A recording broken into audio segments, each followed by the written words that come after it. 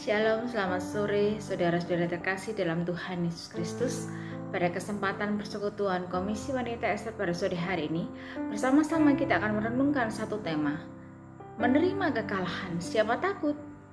Mari sebelum kita masuk dalam renungan firman Tuhan pada kesempatan sore hari ini, kita boleh merendahkan hati kita di hadapan Tuhan. Kita akan berdoa. Bapa, kami sungguh bersyukur, berterima kasih kesempatan yang Tuhan berikan.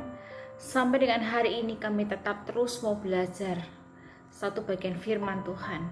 Kami terus ingin diingatkan, kami terus ingin belajar bertumbuh bersama-sama dengan Tuhan. Kami menyerahkan Tuhan perenungan firman Tuhan pada kesempatan sore hari ini ke dalam tangan-Mu. Di dalam nama Tuhan Yesus Kristus kami sudah berdoa. Amin. Saudara terkasih dalam Tuhan Yesus Kristus, bersama-sama kita akan membaca satu bagian firman Tuhan yang terambil dari kitab 1 Samuel 18 ayat 6 sampai dengan yang ke-11. Firman Tuhan berbunyi demikian. Tetapi pada waktu mereka pulang, ketika Daud kembali sesudah mengalahkan orang Filistin itu, keluarlah orang-orang perempuan dari segala kota Israel menyongsong Raja Saul sambil menyanyi dan menari-nari dengan memukul rebana, dengan bersukaria dan dengan membunyikan gerincing. Dan perempuan yang menari-nari itu menyanyi berbalas-balasan, katanya, Saul mengalahkan beribu-ribu musuh, tetapi Daud berlaksa-laksa.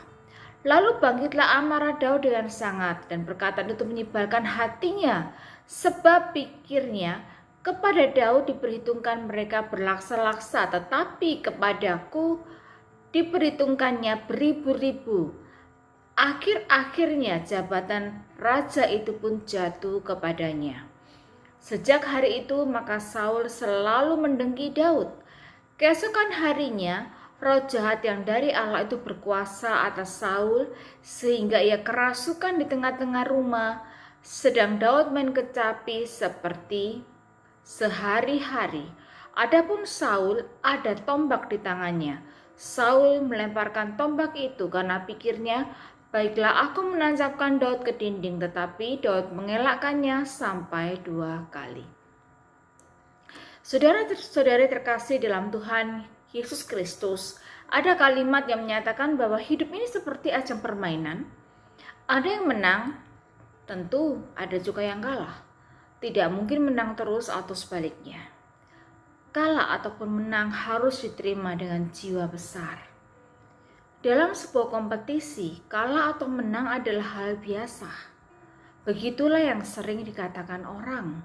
Namun tidak bisa dipungkiri, menerima kekalahan yang besar bukan sebuah hal yang mudah. Menerima kekalahan bukan hanya dalam hal-hal yang besar, tapi juga dalam hal-hal yang terlihat sepele seperti beda pendapat dengan orang lain dalam suatu diskusi. Tidak heran jika banyak orang tidak bisa menerima kekalahan. Dia merasa malu, marah, kecewa, kesal, setelah itu ngambek dan mendendam. Atau bahkan mengutuki dirinya sebagai manusia yang gagal. Tidak sedikit pula yang tidak bisa menerima kekalahan, melakukan kesalahan dan memunculkan masalah yang baru. Saudara terkasih dalam Tuhan Yesus Kristus, teks firman Tuhan yang telah kita baca bersama-sama mengisahkan tentang sepotong kisah dari Daud dan Saul. Sejak Daud mengalahkan Goliat di dalam 1 Samuel 17, Daud begitu populer di mata rakyat Israel. Ditambah lagi sebagai seorang komandan prajurit Israel, ia meraih kemenangan demi kemenangan dengan gemilang. Bahkan dikatakan bahwa jika Saul mengalahkan beribu-ribu musuh, tetapi Daud dikatakan berlaksa-laksa di dalam 1 Samuel 18 ayat yang ke-7. Dengan demikian, Daud telah merebut hati bangsanya melebihi Saul, sehingga hal ini menyebalkan hati Saul. Bahkan Saul menjadi iri kepada Daud. 1 Samuel 18 ayat yang ke-9. Siapakah Daud itu sehingga namanya sangat populer? Saat itu Daud hanyalah seorang prajurit yang diberi kepercayaan oleh Raja Saul menjadi kepala prajurit. Daud hanya seorang kepala prajurit, namun kepopulerannya mengalahkan Saul yang adalah seorang raja. Menghadapi hal yang demikian, hati Saul itu panas. Dia tidak mau mengakuinya dengan jiwa yang besar. Saul menolak untuk mengakui realita tersebut. Ia tidak terima jika dirinya dikalahkan. Ia membiarkan kedengkian itu menguasai dan merusak jiwanya. Saul dikatakan selalu iri terhadap Daud. Rasa iri hati tidak hanya berhenti pada perasaan saja. Ini mendorong Saul untuk melakukan satu tindakan. Saul berusaha ingin mencelakai Daud. Pada satu peristiwa, Saul dikatakan memberikan Mikal anaknya menjadi istri Daud dengan satu tujuan untuk menjadikan jerat bagi Daud. Di dalam ayat 21 dikatakan, sebab pikir Saul, baiklah Mikal kuberikan kepadanya, biarlah ia menjadi jerat bagi Daud, dan biarlah tangan orang Filistin memukul dia.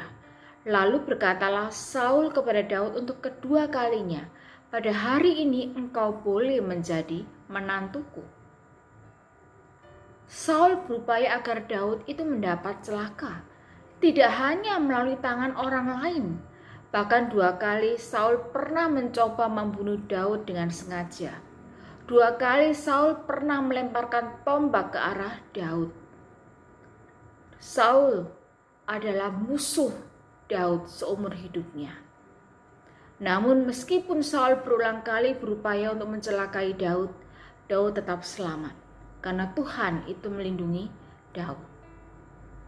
Saudara terkasih dalam Tuhan Yesus Kristus, apa yang dilakukan oleh Saul itu sangat mungkin dilakukan oleh seseorang yang tidak mampu mengelola emosi karena kekalahan yang dihadapinya. Jika kekalahan memicu kemarahan, selain menghancurkan citra diri kita sendiri, juga merusak tatanan sosial dan akan menuai kekalahan yang lebih parah lagi. Kekalahan itu sesungguhnya bukan akhir dari segalanya, tetapi sebagai satu motivasi untuk kita lebih baik lagi.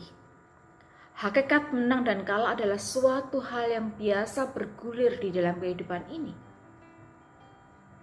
Saudara terkasih dalam Tuhan Yesus Kristus, ada beberapa cara yang bisa kita lakukan agar kita bisa menerima satu kekalahan. Pertama, ketika kita mengalami kekalahan, maka hal yang seharusnya kita lakukan adalah mengakui kekalahan kita. Ketika kita mengalami kekalahan, tidak jarang kita tidak bisa berpikir dengan jernih dan objektif. Jangan menyangkali kenyataan bahwa kita kalah. Kita harus menerima kenyataan yang ada. Jika kita menyangkali kekalahan itu, artinya kita berbohong kepada diri kita sendiri. Akui kalau kita sekarang kalah, ada orang yang lebih baik dari kita. Dan kita akan terus belajar dan melakukan introspeksi. Hidup adalah proses belajar terus-menerus. Jadi jangan pernah lupa, hidup adalah proses untuk terus belajar. Kedua, jangan memberi banyak alasan ketika kita kalah. Karena orang yang banyak memberikan alasan adalah orang yang tidak bisa menerima kekalahan dengan jiwa besar. Berbagai alasan yang mereka utarakan hanya untuk menutupi kekurangan yang mereka miliki. Hal itu tentu bukanlah mental yang dimiliki oleh seorang pemimpin, karena seorang pemimpin tidak akan punya pemikiran yang demikian. Jika kita masih suka mencari alasan dan suka mengambing hitamkan orang lain, maka kemenangan tidak akan kita raih. Kalaupun kita menang, itu hanya kemenangan yang semu.